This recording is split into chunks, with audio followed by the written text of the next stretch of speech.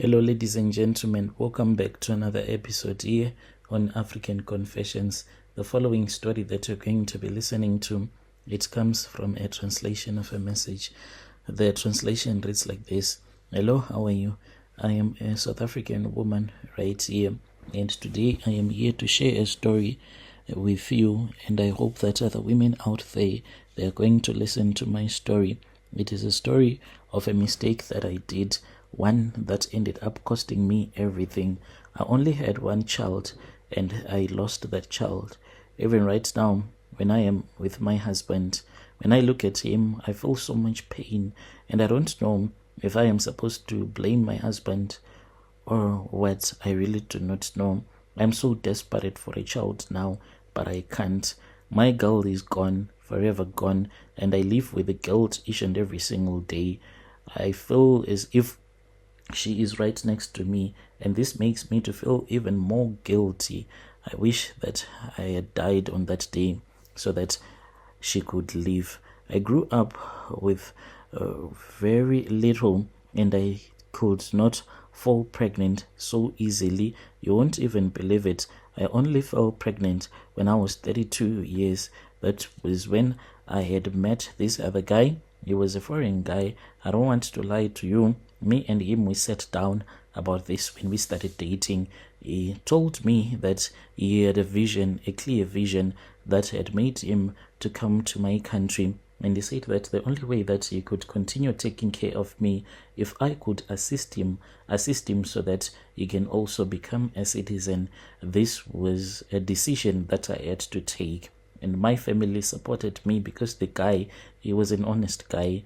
Each and every month, and when he would come with his salary, he would give me the pay slip and the total amount without even removing even 5 rand. If he wanted to buy something, he would call me and he said, honey, I need to buy something. Can I use the part of the money? Then I'll say it is okay.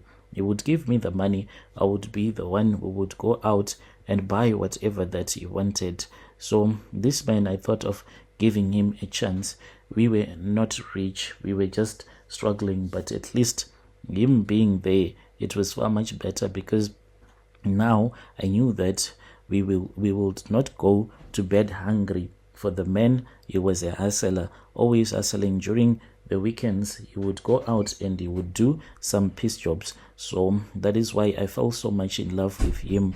Then after we had gotten his papers right, he then told me that he wanted to do some short courses, in which he did, and he quickly found a job.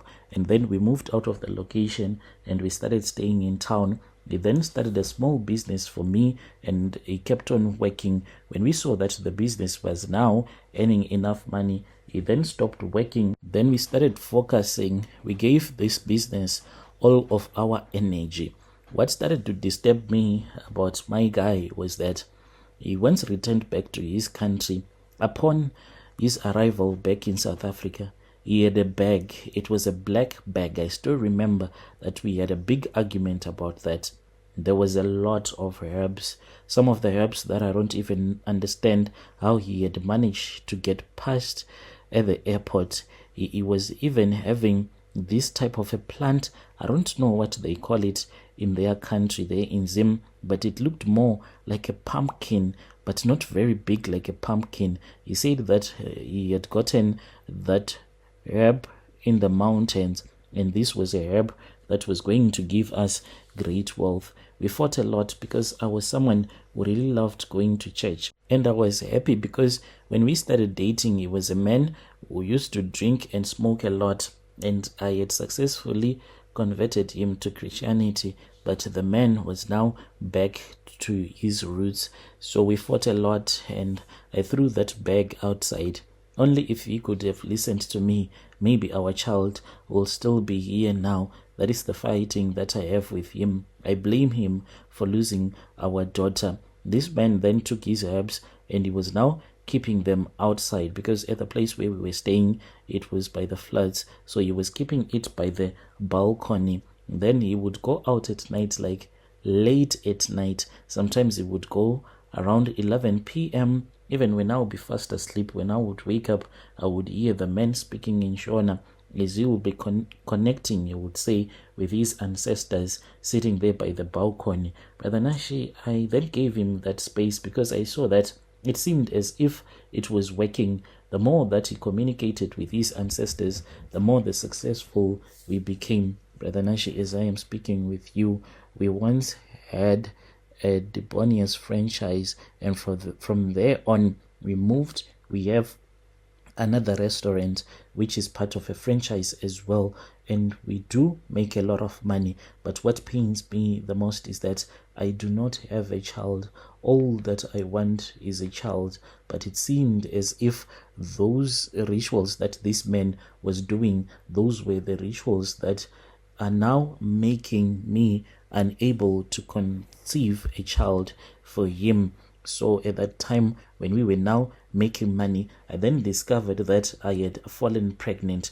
This was before we had sold off our business that we had with Debonius franchise, like when things really got bad. So I then fell pregnant, and after I had fallen pregnant, the man, he kept on telling me that we needed to return back to his country, in which I totally refused. And when my daughter was born, when she was just 3 years old, all of a sudden my daughter fell so sick. I could not even understand what was going on, like her body temperature. You will put a cold towel on her body, and then all of a sudden you would see that the towel that you would have placed on her body, it will be so warm because of the body temperature. The man, what hurts me is that refused to go to the clinic. He totally refused, saying that this was against what his ancestors were telling him. I tried fighting with him, but Brother Nashi, the man then told me that if I was going to the clinic with our daughter, he was going to pack his bag and return back home, and I still needed him a lot. Financially, I needed him. So we stayed home. He called some of the white garment prophets from his own country. They came and they prayed. They would rub salt, whatever that they were doing, on my child's body. But when my child got so weak, that was when I said, no, let me take my child to the hospital. My child died a couple of minutes when I arrived at the hospital. Oh, Brother Nashi, I wish that I had died on that day. I cried so much, but we are still together. This man, I really do not know if I am supposed to blame him or what, because the moment that he started doing those rituals, speaking with his ancestors, that was when things got so bad. Our daughter passed away. Then we saw that our finances were not okay. We ended up giving up that franchise that we had, but now we are back in business again. So this is the situation that I am facing. How do I forgive a man like him, a man who uses charms, a man who keeps on telling me that we need to stay together very soon? I am going to have another child, but I'm getting older and older by the day. Sometimes when I do not go on my periods, I get so excited, only to find out that after a couple of days I'll be on my periods, in which it gives me a lot of pain. How do I forgive such a man? If you post my story, please tell me so that I can follow through in the comment section. Dear listeners, right there was a message that was sent to me by one of our admin who helped us with this translation.